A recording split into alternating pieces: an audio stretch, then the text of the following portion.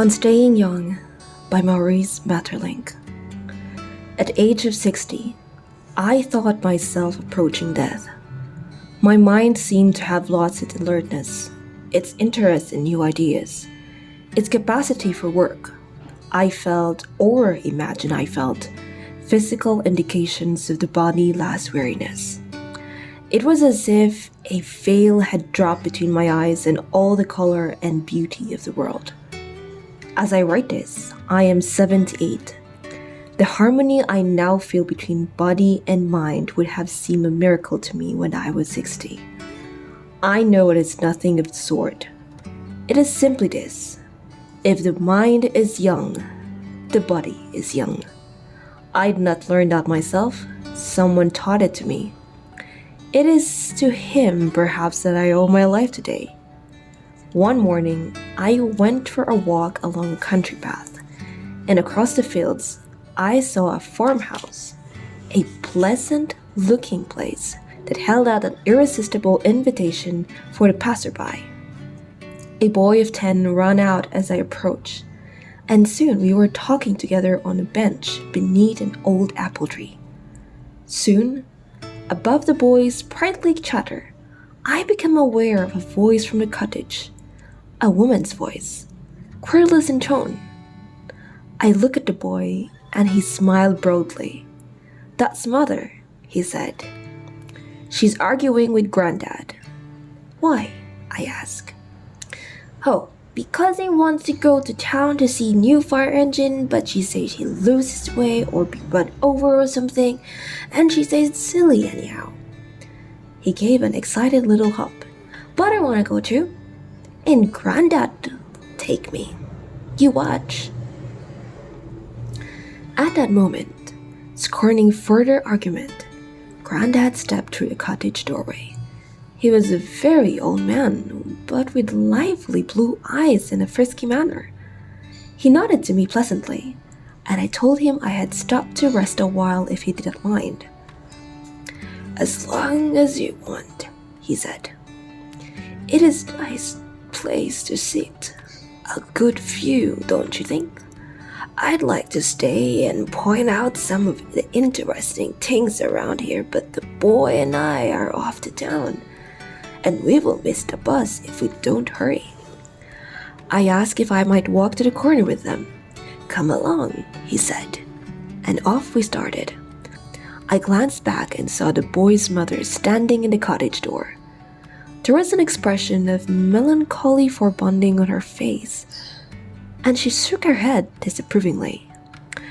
It occurred to me that I had recently seen the same expression somewhere else, and then the sudden realization startled me. Yes, in the mirror, that very morning, and the face was my own. "Poor woman," the old man said. "She thinks I should tuck my scarf round me, sit in the sun like an old donkey, and never stir. If I hated her, I'll be dead in a year." When we parted, he asked me to come soon for another visit. I did, many times, for I felt that I had found not only a friend, but a counselor and a physician. He had always lived in this small farming section, and the town he visited occasionally was not much more than a village. But to him, this small sphere was wide as the world, because he knew it well. He paused to talk with its people and inquire about their affairs. He crossed their lives with his. If he noticed that a shopkeeper had decked his shop with a new fitting, he paused to compliment him. If he had an idea he thought might benefit the man's business, or help a housewife in her labors, or make her garden prettier, he gave it for what it was worth. A friendship he was spendthrift. And so it was possible to think of him as an old man. He had never permitted the years to wither his mind, and therefore, in great part, they had spared his body. His first secret was unconquerable interest in life.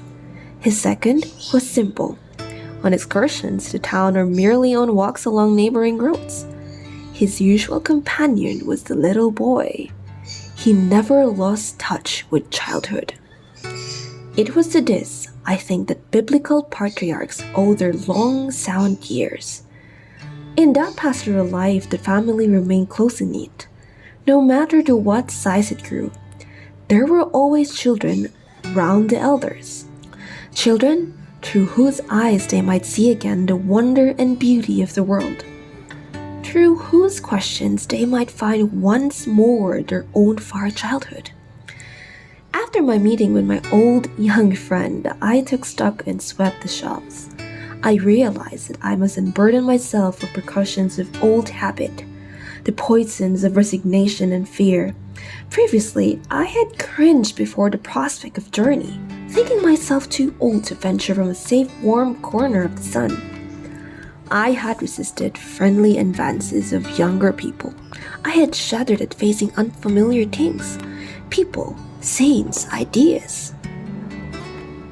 Now, with that old man before me as model, I welcome all these, knowing that only by welcoming them I could live. I tried to touch life with all my senses, as the blind man illuminates his mind by the blessed touch of his fingers on the raised letters. Today, as we listen to the roar of history, it might seem impossible at times to hold to one's belief in life, but joy in living can be reaffirmed and renewed by things so close at hand that we scarcely see them at all.